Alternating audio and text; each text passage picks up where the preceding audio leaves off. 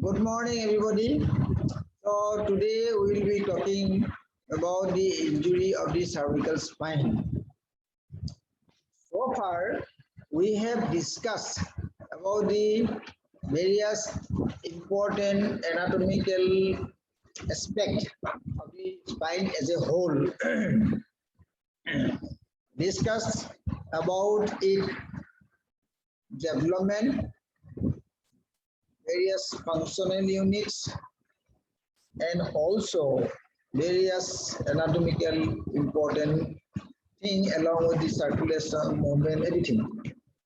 So we are not going to talk about the basic anatomy now. So we'll go ahead with something with the trauma, because most of the time we used to get a lot of cases of cervical spine trauma. With today's picture, the increasing incidence of rotatic accident, fall from height, and sports injury particularly, these are the contributor to the increasing number of the cervical spine. As I said already, that cervical spine trauma may associate with other non-contiguous part also. There, you may have injury in the thoracic lumbar spine or even lumbar also. So it is always important that whenever you get an injury case in the spine, it is very important to look for the spine as a whole, to exclude other hidden pathologies. Sometimes you miss it. So that should be always be done. Now, in the cervical spine, what are the common trauma we usually encounter? We'll talk about the common trauma, not all. Number two, we will talk about the clinical features. What is the presentation? As we already discussed already, we'll talk about this. Then also radiological evaluation, how we have to confirm the diagnosis with the X-rays and the other investigative tools. And subsequently we talk about the management also. So this is the protocol we used to follow. So now today we are going to talk about the cervical spine injury in context of the two parts. As you all know, cervical spine injury, you will find there are two parts actually basically. Two parts in the sense that one is called clinical, one is called here. One is your clinical.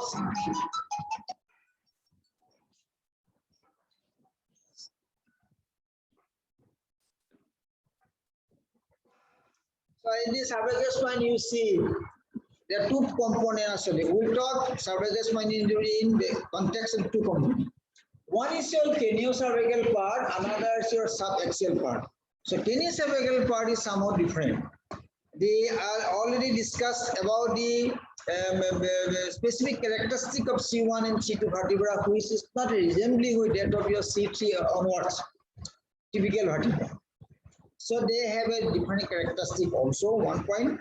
Number two, important thing is that in this area, the ligament and soft tissue structures are paramount important to provide stability, rather than that you have bony configurations. In the subaxial part, you will find most of the time the stability is mostly contributed by the joints, right tibial joint, intervertebral joint, and also various ligaments. Quite. But it is not the same picture in the C1 and C2 area and teniocervical area. This area particularly occiput C1 and C3, C2. This area, most of the time, the stability is being provided by various soft tissue structural ligaments. We know LR ligament, we know the tentorium also. These things are very important to provide the stability, particularly occipito-axial area, axis. So that's occipito atlas, occiput and atlas, then atlas and C2 axis. Okay, sir? So now you see, so what are the things may happen in the upper part? So you already discussed that the mechanism of injury most of the time rotative actually fall from height. So in this area, the area you have the occiput here above. Yes or no? and here you do have the C2. C2 is there. So you have the C2 also there. Yeah, above part your occiput. So you have the condyles over there, and this is your C1. So what are the things may happen in this area? In this area, most of the time, the stability is being provided by the ligaments. Ligaments only. Soft tissue structures, mostly by the soft tissue like that. By the bony configuration does not provide much stability. You have wide range of movement, mostly flexion and extension in this area. So what are the possibility of injury in this junction? We'll talk. And what are the possibility of injury down below? We'll talk. And what is the possibility of injury to the C1? So we'll talk about the craniocervical junction initially. Then we will talk about the other things later on. So this is C1 and C2 combination here, and above you have this occiput there.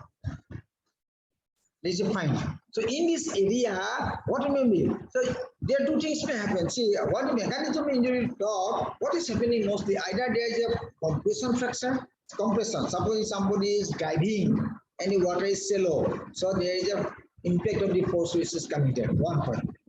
Number two, what are the mechanism of injury here? There is excessive movement of this area. Suppose there is a flexion here, you know, this is range of movement.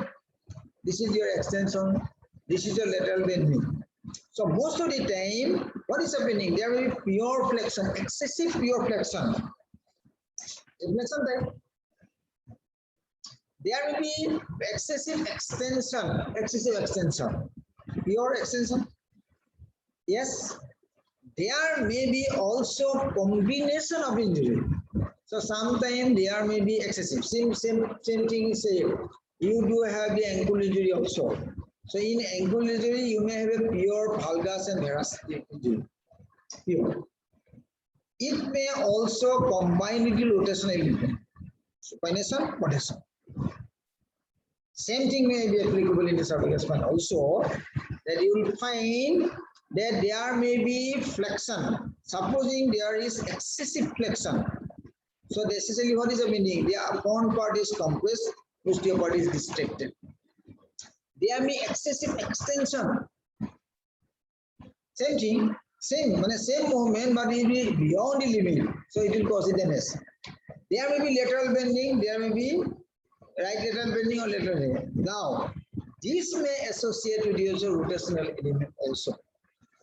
Combination. So there is basically some pure movement exists. So it depends upon the impact of the force working on the head most of the time and the position of the head at the moment time.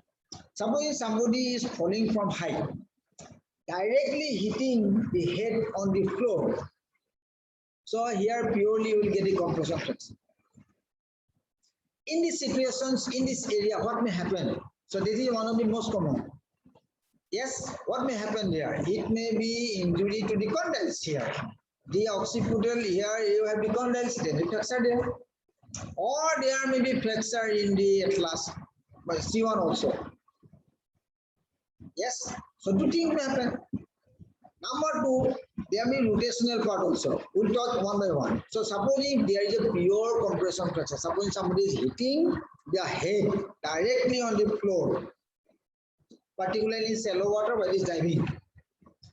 Fine, happening. So there is a compression force working. This compression force may cause damage to this C1 or it may cause damage to the occiput also. There will flex out the occiput and cause the compression there. 1 point. There may be flexors of the C1 and these flexors may sometimes involve the posteriors, sometimes involves the lateral mass, sometimes involve the front mass, sometimes there may be combination. So if there is combination with flexor, this is called a Jefferson flexor. Okay, sir? So you must know. So a force working on it directly may cause crushing effect in the C1 as well as the condyle of the occiput. So there may be fractures of the occiput, there may be fracture of the C1 also by plus. This compression force may cause fracture sometime posterior part sometimes anterior part, sometimes lateral part, sometimes combination of the injury. And whenever there is more combination, more fractures, burst fractures already, that is your Jefferson fractures. The fortunate thing here is that neurological deficits are very less. Neurological deficits are because of compressing force. Yes, so neurological deficits are less, and most of the time this can be managed conservatively, and surgery is not essential most of the time. But if it is a chronic instability later on, may lead to the fusion, occipital cervical fusion. That's another thing. Okay, sir, is clear? So that a cervical spine injury may happen because of the excessive movement in the same direction of the movement. Flexion, extension, lateral bending like this, and it may associate with the rotational element also. And the extensivity of the injury depends upon the position of the head and the impact of the force working with. Yes, sometimes pure, sometimes combination, just like the ankle injury as I mentioned. So in this situation, so these things happen. Another thing what may happen, there may be rotational part. Supposing, because this area is prone for injury. Why? Most of the time, the junctional areas are more prone to injury. Like thoracolumbar junction is more prone to injury. Cervical-thoracic junction more prone for injury. One part is stable, another part is mobile. So the junctional area is more prone for injury. Here also, this is junctional part is the head to that of your cervical spine. That is why the chances of injury in this cervical area is more common. More common, and there are two mostly, as I said, this one. Another there is a rotational element. This rotational element may also cause dislocations of this vertical joint. But there are also, as you say, that it may lead to your various injury to ligamental structures that holding it. So in this area, one point I would like to tell you, we will be discussing later on also, that the evaluations in this area by the plain X-ray is sometimes very difficult. Sometimes very difficult to differentiate. Particularly fracture, your occiput, and the fracture in this area is not very easy to differentiate. With the help of your plain X-ray, which we usually advise is a mount open view or odontoid view, mount open view to see the junctional area, but difficult to do. So that is why we take various ratios here. We'll talk about the ratios, which is important to give us the indications of instability, particularly like the powers, like the AD, like the distance. We'll talk about this later on. While we talk about the access evaluations collectively with the cervical spine. So that thing we'll do later on, how to read the X-ray and why this access in this area is difficult to diagnose this extensivity of the injury, and instead we take indirect evidence with the help of some ratios and the relationship, normal relationship, whether with the osteon or your end of the foramen magnum, and the relationship with this C1 and odontal process.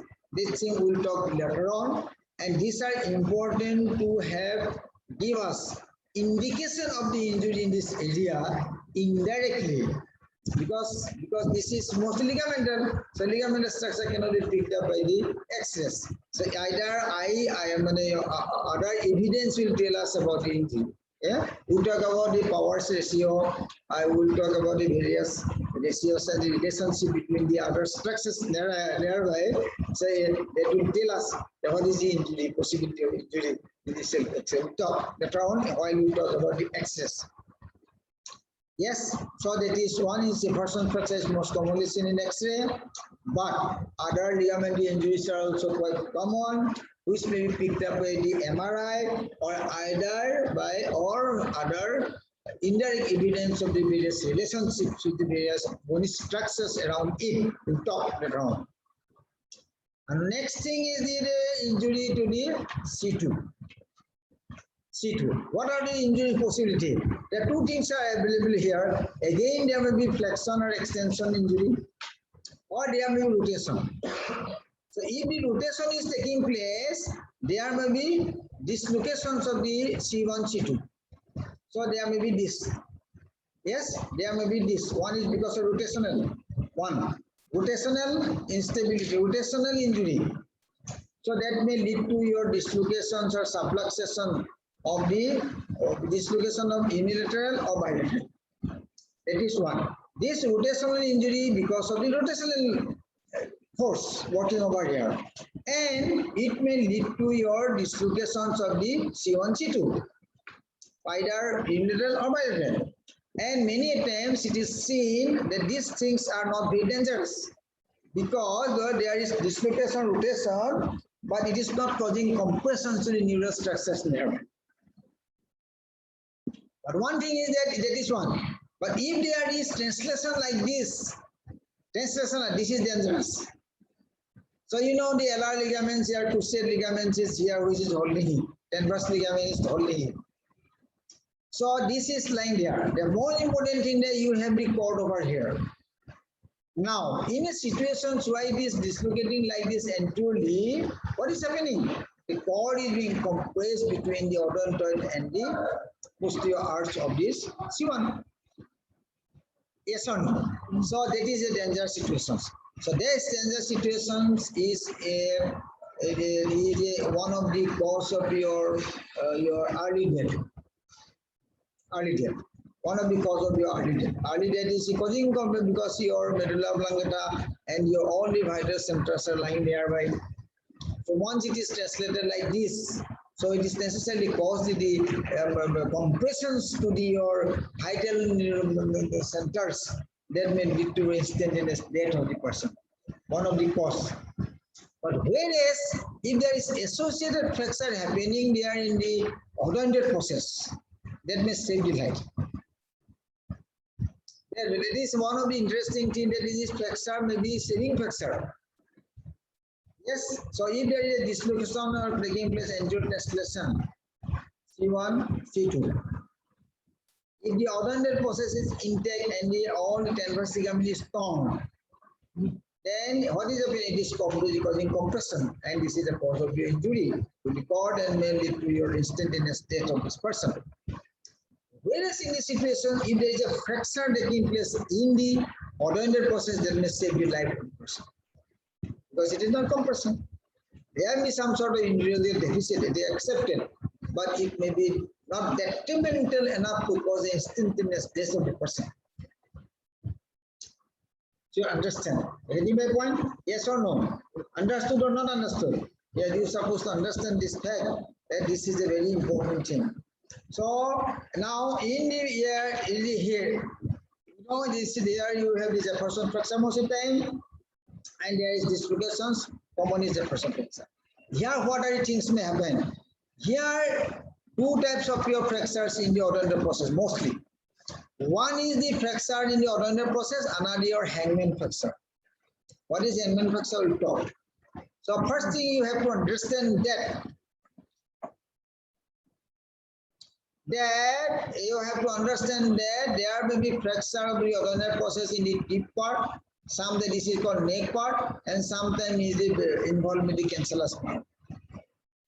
Odontoid fractures, and this fracture may be ignored. But this fracture need to fixation because many times it may go for your non-union. Whereas if there is fracture involving the calcaneus part, it is good because many times they get indicted.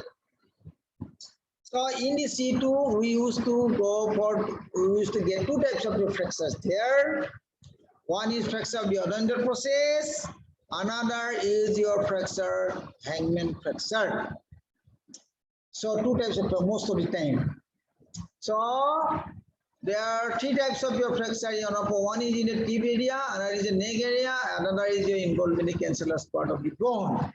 Out of this, second part is more important because it goes for non-linear most of the time. That may lead to your fixation sometime anteriorly by the screw technique or indirectly by the posterior stabilization, but the C1, C2 can be done sometime.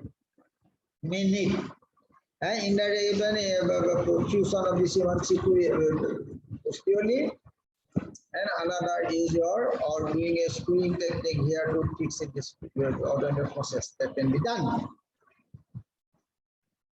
That can be done. Now, what is hangman fracture? Hangman fracture actually is a misnomer, in other words. Though it is said that while a person is being hanged, judicial and hung, supposed to have injury, but many times it is seen in the autopsy that it is not happening there, though we say this is a misnomer. And hangman is a person who is hanging by hanged man horse, the person who is being hanged. So this is a misnomer in both way. So that is a controversy, even the name is very popular, even people are using it. Traumatic spondylolisthesis. Traumatic spondylolisthesis. One more cervical vertebra, one more cervical vertebra. So here you will find the fracture is taking place in the what? Pedicle. So depending upon whether flexion injury or extension injury, the fragment may go anteriorly or posteriorly.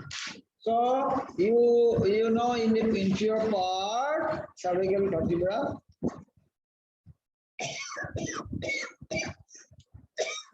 Yes.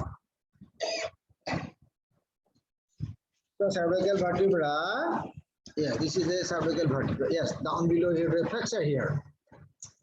So in the another process, where is the fracture? Fracture is taking place here in the pedicle area. So pedicle area, this is lamina here. This is pedicle where there is a fracture. In this fracture, this is called your hangman fracture.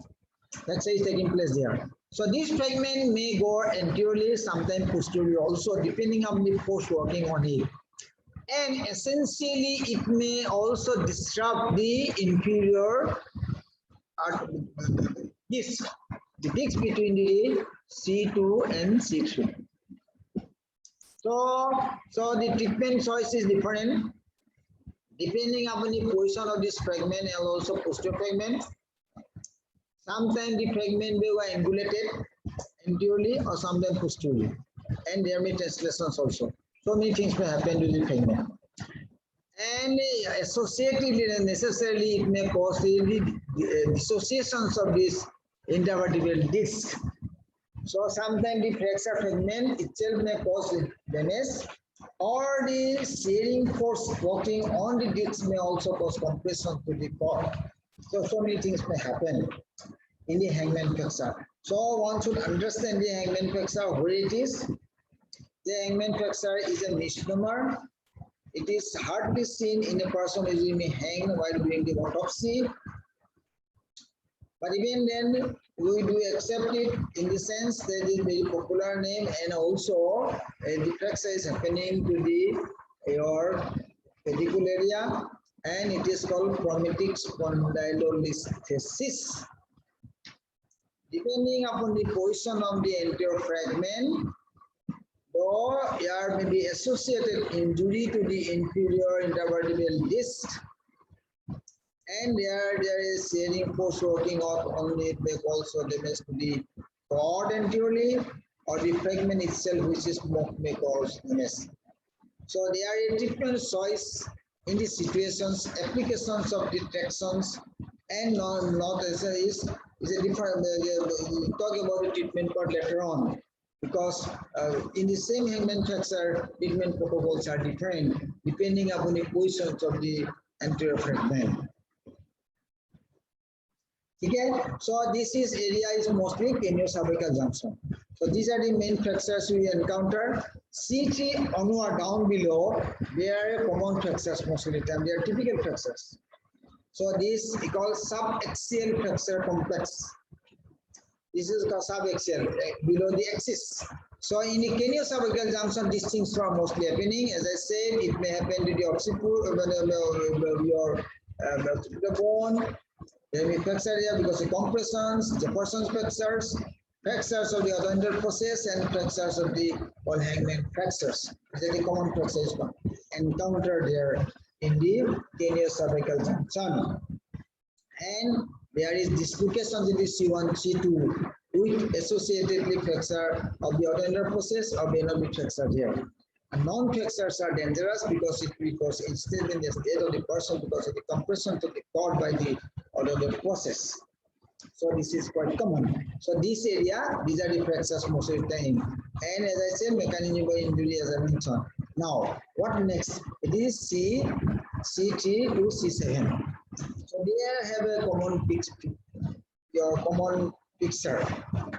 So they have a common picture.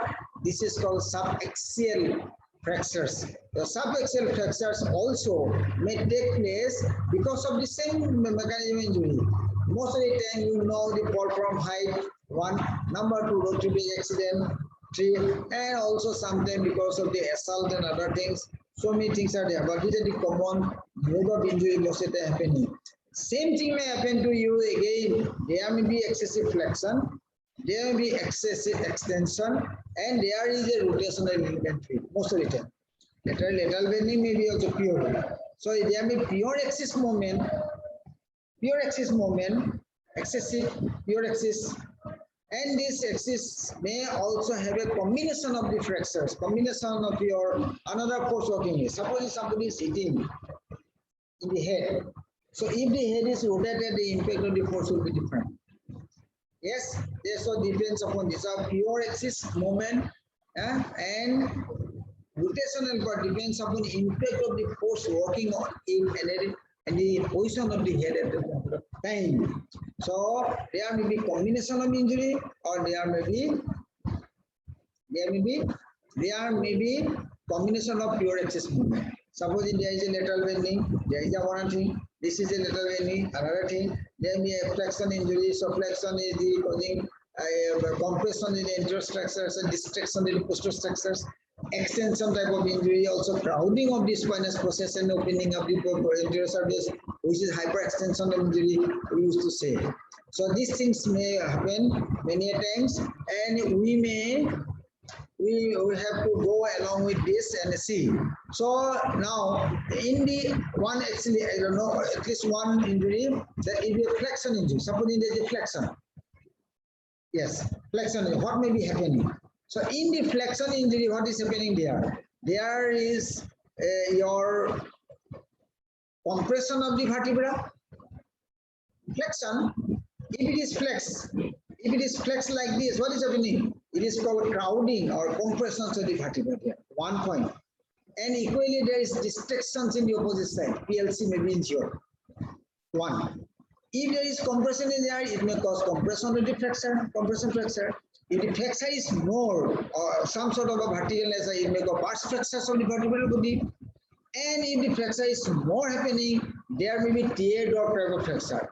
Posterior, inferior part may go posterior. Teardrop fracture. Teardrop fracture is important. And there may be associated dislocations of this your dislocation of your diatradial joint.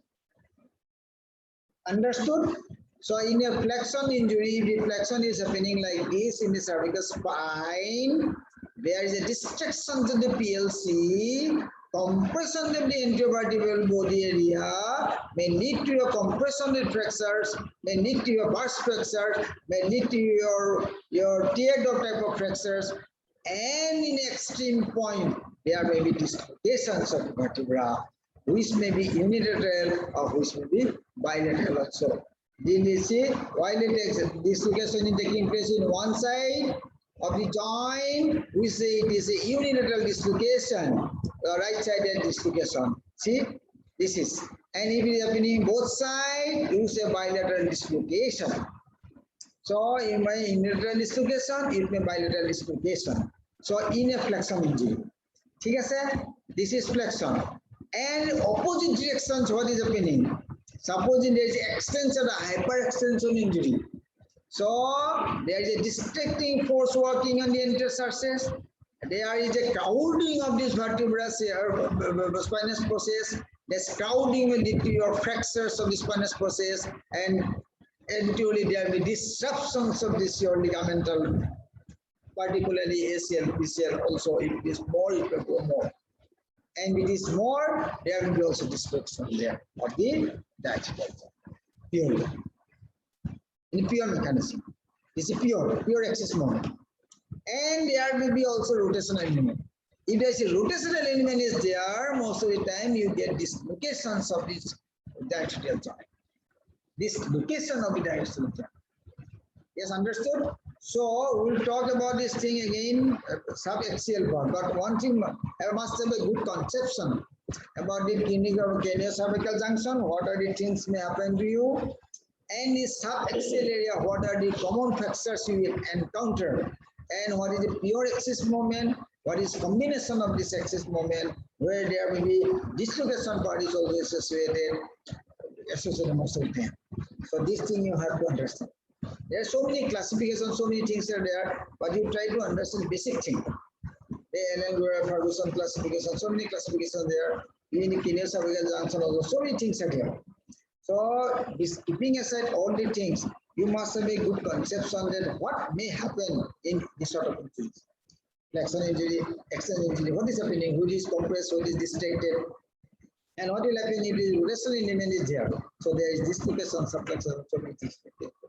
So that will, most of the time, one can make out what is the actually mode of injury or what is the position of the head at the more time by the analysis of the X-ray. Most of the time it may also fail. Even then we can have an idea that what was the most, if it is a distraction injury, what is going to happen? If it's a flexion injury, what will happen? If it's a flexion rotation, what will happen? So that will speak about the, that can be retrospectively can analyze with the help of your X-ray. Ultimately, person will be evaluated with the X-ray. So X-ray will tell us what is happening there. From the X-ray, you can know, oh, this is the actual mode of injury. It is all this happening. So that will go. So we'll talk about the subaxial part again. But the other part is supposed to understand the craniocervical is over. Subaxial, we have covered most of the things. Then all things will be completed. And subsequently, a person while coming to you in the casualty or the OPD, how to evaluate this patient and what are the X-ray supposed to do and how to read the X-ray are the subsequently we will discuss about the thing. So today we end the class here, and if you have any question, you can ask me.